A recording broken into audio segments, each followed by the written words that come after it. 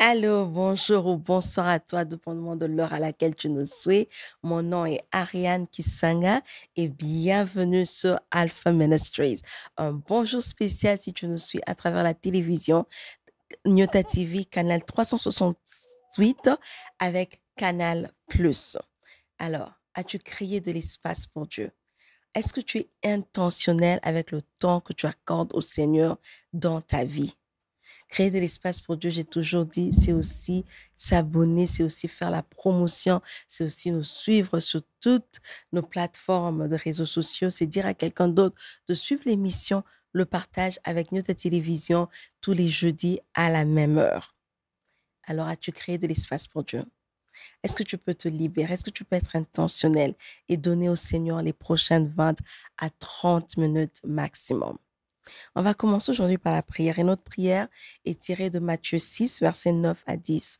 La parole de Dieu dit, voici donc comment vous devez prier.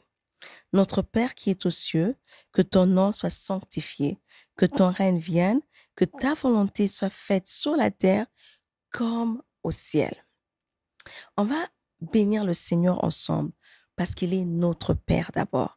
Mais aujourd'hui, je veux que tu puisses prier aussi, que tu pries que ta vie, en fait, soit le reflet, la réflexion de ce que Christ, de ce que Dieu a déjà planifié pour toi au ciel. Parce qu'il dit que ta volonté soit faite sur la terre comme au ciel.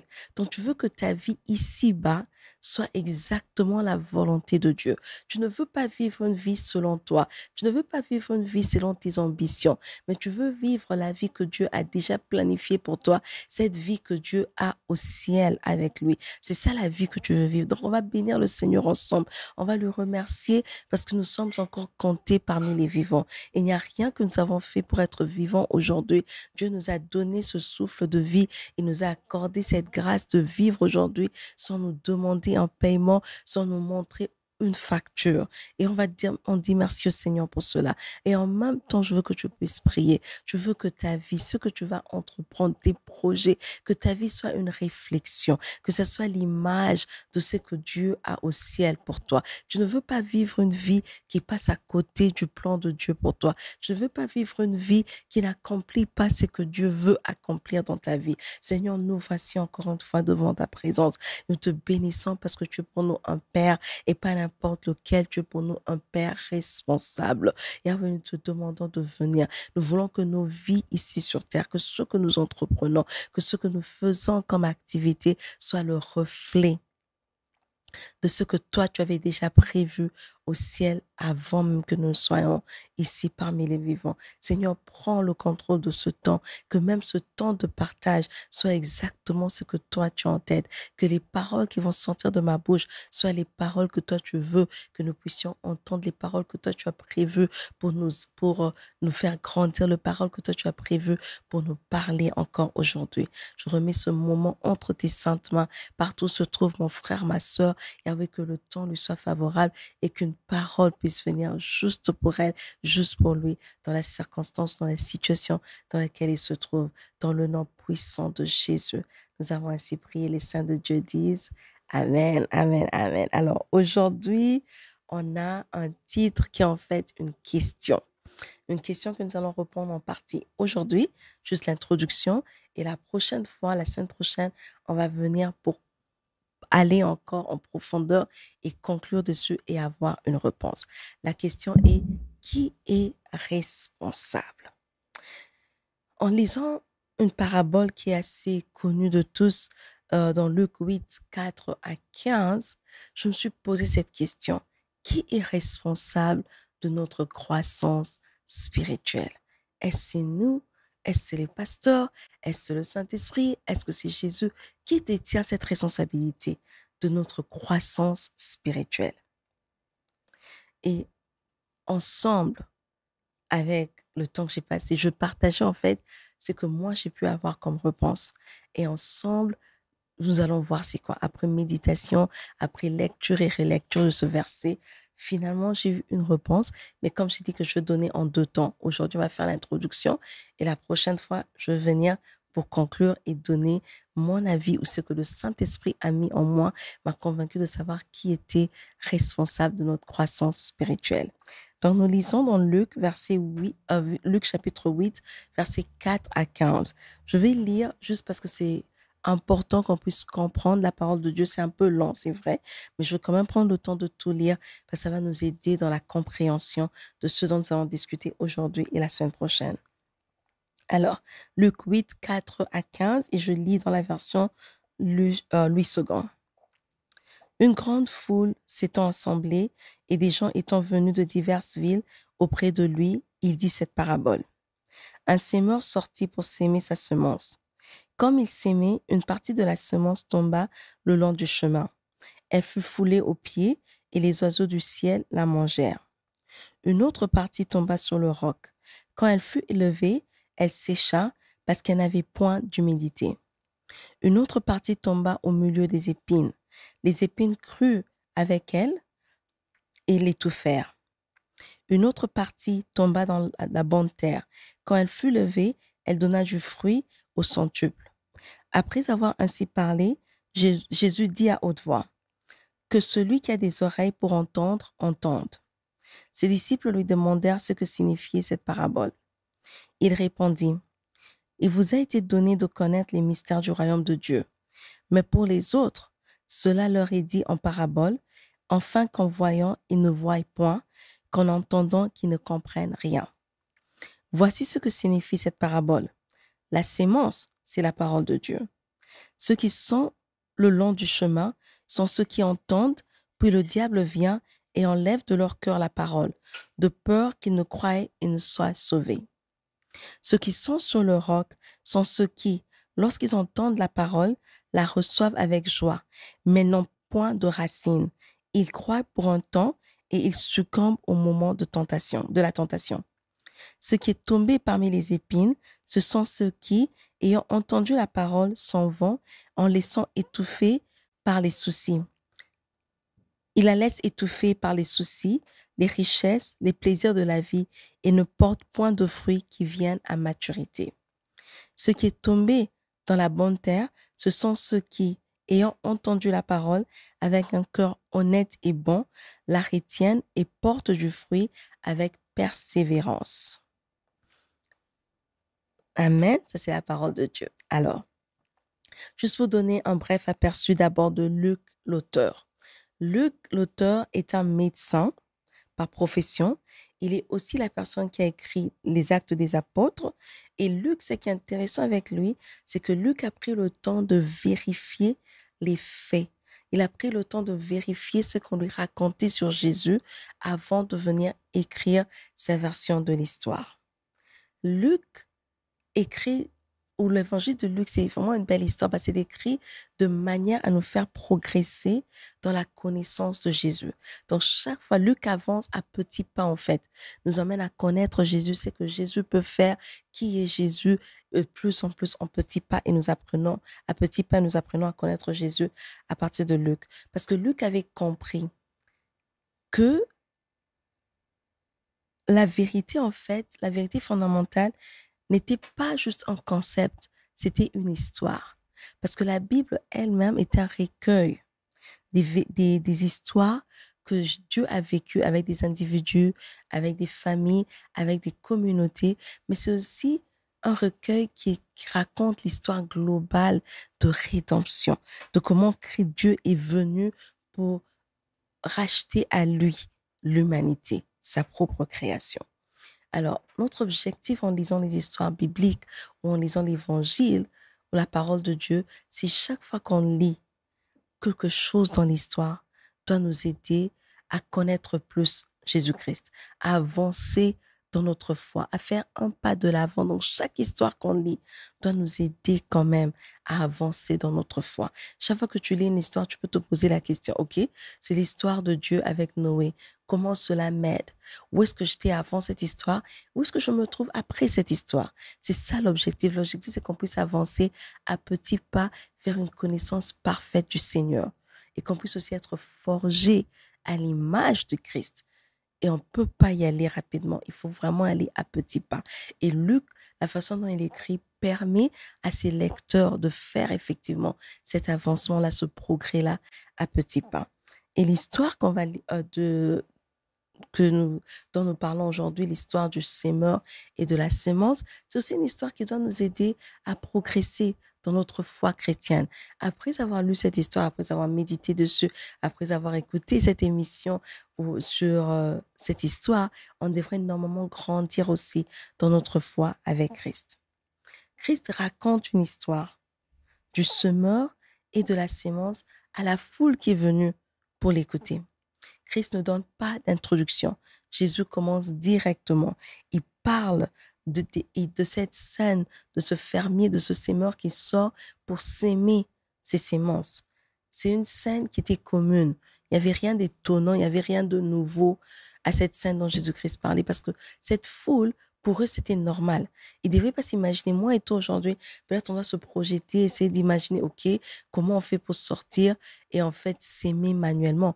Parce qu'on est habitué à avoir des engins qui viennent et qui vont juste jeter les graines. Mais ici, il s'agit d'un fermier, d'un sémeur qui sort avec un sac rempli des graines de semences et qui va sur cette terre et qui se met à jeter ou à s'aimer ces différentes semences. Et c'est aussi une image pour eux ou une histoire pour eux qui est juste normale, rien d'étonnant, parce qu'effectivement, ils vivent en Palestine et Palestine ancienne en ce temps, c'était pas, euh, c'était en fait une terre qui était rocailleux plutôt. C'était un terrain qui était rocailleux et le sol comme tel, où la terre n'était vraiment pas très profonde. Donc, quand même le fermier sort pour s'aimer sa sémence, il sait qu'il y en a d'autres qui vont vraiment croître et lui apporter des fruits. Il y a d'autres qui vont essayer de sortir, mais qui vont se retrouver avec des épines et qui ne pourront rien produire. Il y a d'autres qui vont essayer de sortir, mais qui auront par manque d'humidité vont mourir. Et il y a d'autres, cette semence, qui n'aura même pas l'occasion de germer parce que les oiseaux vont venir bouffer. Donc, il n'y aura rien, en fait, qui va faire grandir ou faire germer cette semence-là. Et c'est pour ça que le sémeur, en fait, il donne l'occasion à toute sémence, à toute graine que lui jette. Il donne l'occasion. Il se dit, il ne sait pas lequel ou laquelle des graines va produire quelque chose. Donc, tout le monde a exactement la même opportunité de croître et de produire. Maintenant, lui va voir à la fin laquelle des graines a produit pour lui un fruit. Alors, c'est pour ça que je me suis posé la question de savoir, mais finalement, si c'est lui qui décide et il donne à chaque graine la même opportunité de pousser et que c'est pas lui qui a choisi ce terrain, il s'est retrouvé là-bas dans ce pays. C'est pas lui qui a choisi d'être dans le pays qui avait un terrain rocailleux. Il se retrouvait là-bas. Comment alors, ou c'est qui alors qui est responsable de la croissance? Qui est responsable de notre croissance spirituelle? Qui est cette personne? Si ici, le semeur représente le prédicateur et dans ce contexte même, le prédicateur, c'est Jésus-Christ. Et la sémence, Jésus-Christ dit, c'est la parole de Dieu. Et finalement, la terre représente les personnes qui écoutent. Donc moi, toi ou même cette foule à cette époque. Alors, si on va verset par verset, juste pour donner encore une idée, on commence au verset 1 avec Jésus-Christ qui continue dans son voyage de parler du royaume de cieux. Il est en train d'avancer, il a avec lui les disciples, il a avec lui ces femmes qui viennent pour le soutenir avec leurs biens. Et puis il y a maintenant une foule qui vient de différentes villes, qui vient aussi pour l'écouter. Et c'est là que Jésus-Christ décide de leur parler de cette parabole du sémeur. Sûrement que cette foule se dit, mais attends, qu'est-ce que ça a à faire? C'est quoi le message? Qu'est-ce que tu veux nous communiquer? Jésus ne prend pas soin de leur expliquer qu'est-ce que la parabole veut dire. Il n'explique que à ses disciples. C'est que à ses disciples qui donnent la signification de cette parabole. Pour ces autres personnes, pour cette foule, c'est une histoire normale. Un fermier sort, ça se passe tout le temps. C'est toujours comme ça en Palestine. C'est ici qu'on vit, c'est ça qu'on sait. Donc, rien de neuf à ce que tu racontes, Jésus. On ne comprend pas quel est le but de cette parabole. Mais à ses disciples, Jésus-Christ explique, et il explique en profondeur que veut dire cette parabole. Et au verset 11, c'est là où Jésus-Christ prend le temps d'expliquer la parabole. Et verset 13, il donne une explication pour un manque de croissance de cette semence qui était tombée sur le roc. Et cette terre sur laquelle cette semence est tombée, comparativement à la première terre, ça n'a même pas donné l'occasion à la semence de mourir et de germer. Ça n'a pas donné l'occasion. Mais cette deuxième terre, bien que c'est un roc et que ça a très peu de terre, il n'y a pas vraiment d'espace pour la croissance, quand même, la semence arrive à sortir une plante, mais elle ne peut pas rester, elle sèche et elle meurt parce qu'il y a un manque d'humidité. Et c'est seulement au verset 15 qu'il dit que les graines qui tombent sur la bonne terre, il dit que c'est là où la terre, c'est le cœur d'une personne qui a conservé, qui a écouté la parole, qui l'a conservée. C'est cette semence-là seulement qui est capable de produire un fruit. Alors, Jésus-Christ nous présente 4 types de sols ou 4 types de terre. La première terre ou 4 types de personnes qui viennent d'écouter. La première, c'est la foule qui est au long du chemin, ou c'est la terre au long du chemin. Cette terre ici, c'est une terre qui ne permet pas de croissance. Donc, la semence est tombée comme c'est tombé dans la bonne terre, exactement la même quantité. Parce que rappelez-vous que j'ai dit que quand le fermier sort, il se rassurait de mettre exactement la même quantité tout au long parce qu'il ne sait pas laquelle de graine va produire quelque chose. Mais ceux qui sont au long du chemin ne produisent rien. Donc, c'est des personnes qui entendent, mais le diable vient voler la parole directement. C'est des personnes à qui le diable ne donne même pas l'occasion de se convertir, d'accepter Christ comme Seigneur. Parce que chaque fois qu'ils écoutent la parole de Dieu, directement, il vient prendre. Et c'est au long du chemin et rien ne peut être fait. Et cette terre ne produit rien, en fait. La deuxième terre, c'est la terre, c'est le rocher, ou la terre, ou la terre rocailleuse, le terrain rocailleux plutôt.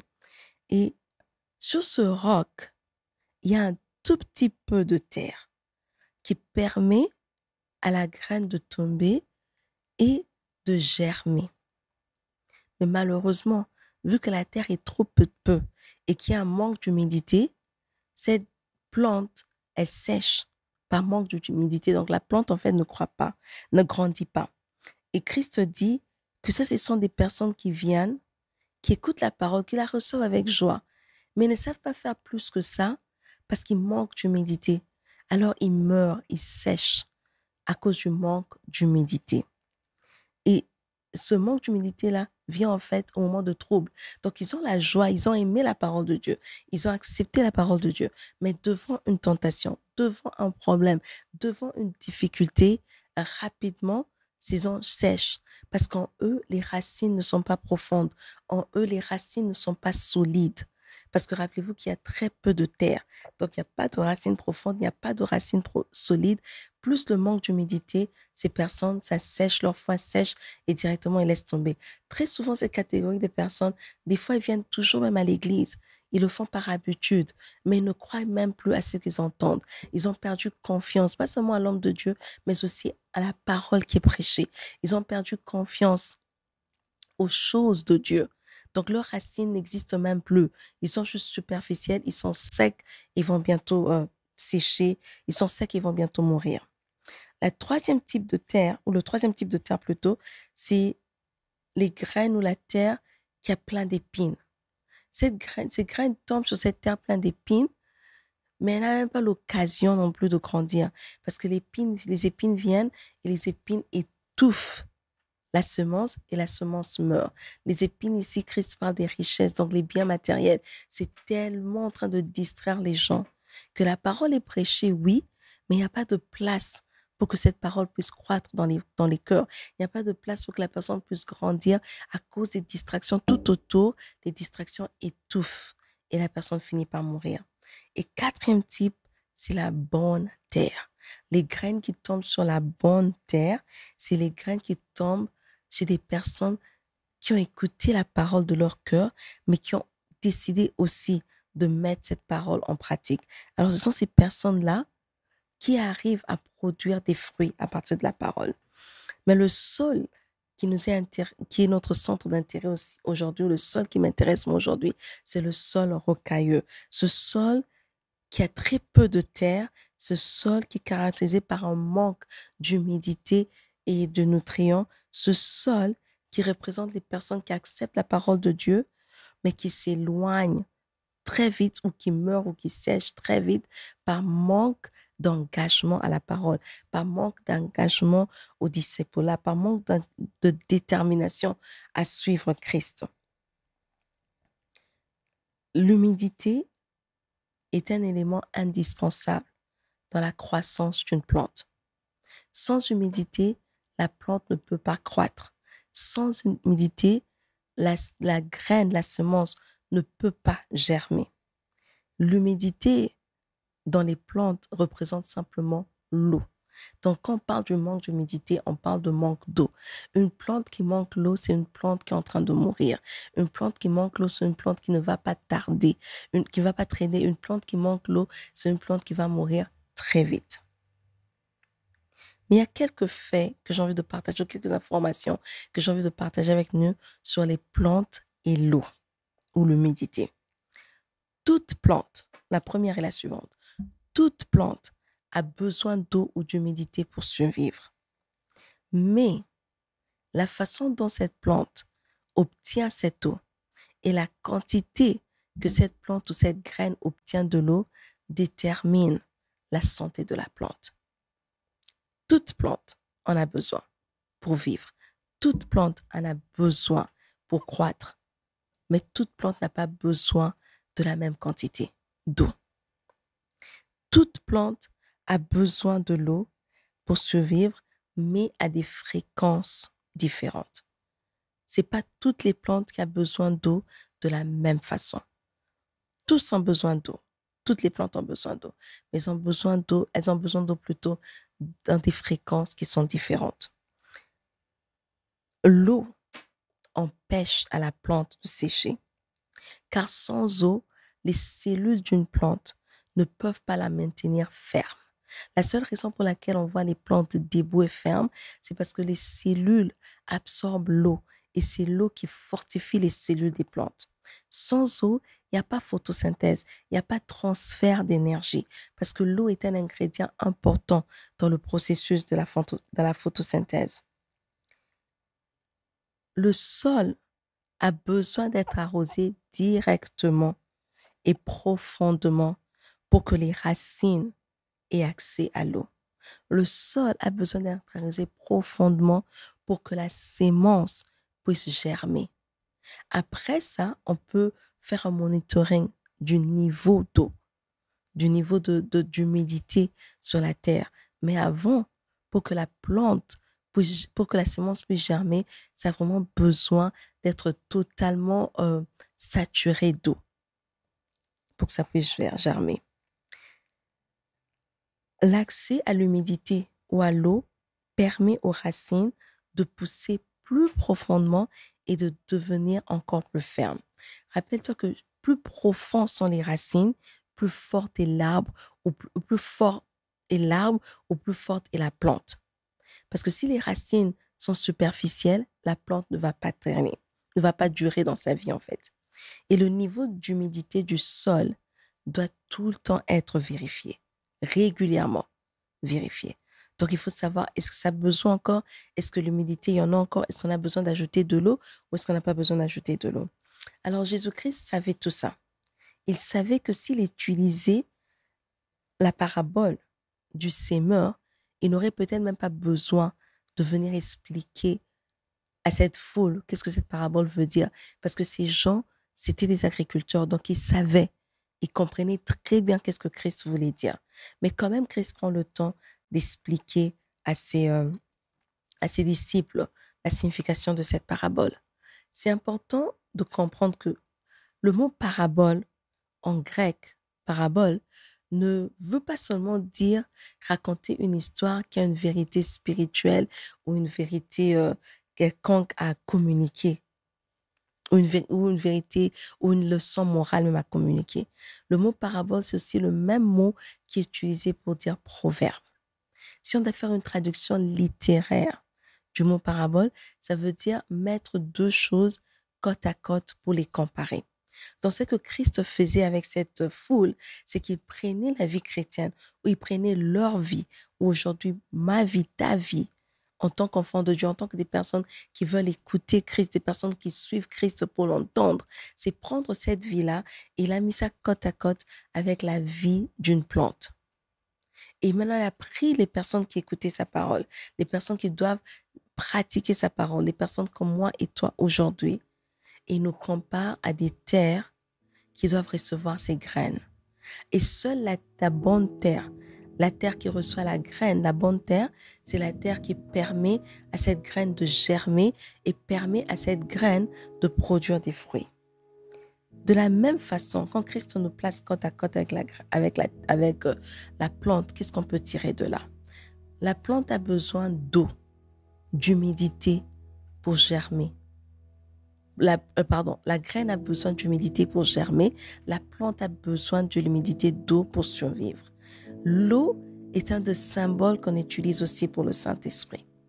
Christ voulait dire que nous aussi, en tant que chrétiens, si nous comptons grandir dans notre foi chrétienne, si nous comptons grandir dans notre vie chrétienne, dans notre foi, grandir spirituellement, nous avons besoin du Saint-Esprit. Pourquoi? Parce que c'est le Saint-Esprit qui doit venir nous rappeler ce que Christ nous a enseigné. C'est le Saint-Esprit qui vient pour être notre guide. C'est le Saint-Esprit qui vient pour être la personne qui va nous convaincre de péché ou nous convaincre que quelque chose est mal. C'est le Saint-Esprit qui vient pour être la personne qui va nous rappeler les enseignements de Christ. C'est le Saint-Esprit qui nous communique ce qu'il a appris du Père. Donc Christ disait, vous pouvez bien m'entendre, mais si vous n'avez pas le Saint-Esprit en vous, si vous n'avez pas cette communion, vous ne gardez pas cet environnement de communion avec le Saint-Esprit, vous allez finir par mourir. Pourquoi? Parce que si seulement tu entends Christ, tu entends juste la parole de Dieu et que tu n'as pas le Saint-Esprit, ça veut dire que tu ne nourris pas ta fondation. Christ voulait qu'on puisse nourrir notre fondation. Pourquoi? Parce que notre fondation, elle est cachée, mais c'est elle qui fait notre force visible. Ce qui se voit aux hommes n'est qu'aussi fort que ce que l'homme ne peut pas voir. Et Christ dit, on doit passer du temps à nourrir, à se rassurer que nous avons l'humidité dans nos racines, qu'on a de l'eau dans nos racines, que nos fondements sont forts et durables et vraiment profondes pour nous permettre d'apparaître et de rester vivants devant les hommes. Notre temps est à sa fin, donc la semaine prochaine, nous allons continuer à partir de là et on va conclure pour savoir qui est responsable de notre croissance spirituelle. Mais je veux juste finir en disant ceci. Christ avait une raison pour laquelle il racontait cette parabole. Christ donnait un avertissement. De ne pas être comme les personnes qui sont en dehors de la chrétienté. Des personnes que bien qu'en voyant ne voient pas, bien qu'en entendant ne comprennent rien. Christ fait et raconte cette histoire parce que c'est un appel à la décision de suivre Jésus. C'est un appel à la décision d'être disciple de Christ. On va fermer nos yeux et répondre à cette question calmement. Si aujourd'hui la réponse à qui est responsable, c'était toi. Toi, tu es responsable de ta croissance spirituelle. Toi, tu es responsable de où tu vas avec Christ. Si c'était toi, la réponse à cette question-là, est-ce que tu as l'humidité dans ton environnement? Est-ce que tu as l'humidité qui permet à ta vie chrétienne de croître? Je vais prier pour nous en clôturant. Père, nous te disons merci pour cette parole. Merci pour ce temps que tu nous enseignes, Yahweh, d'être des personnes de profondeur, des personnes qui savent arroser, des personnes, Yahweh, qui savent avoir l'humidité dans notre croissance, dans notre vie chrétienne, Seigneur. Parle-nous et continue à nous parler. Je te dis merci pour ce temps, au nom puissant de Jésus. Amen, amen, amen. Merci d'avoir pris le temps de suivre cette émission. Je prie vraiment que l'émission t'ait bénie. Et si cela est le cas, dis à ton voisin, dis à ta voisine, la semaine prochaine sur New Télévision, un autre épisode avec Alpha Ministries. Et comme je dis toujours, créer de l'espace pour Dieu, c'est aussi nous suivre sur toutes nos plateformes des réseaux sociaux, c'est activer la cloche, nous laisser un commentaire, poser une question. Et jusqu'à ce qu'on se voit la semaine prochaine, rappelle-toi de toujours créer de l'espace pour Dieu.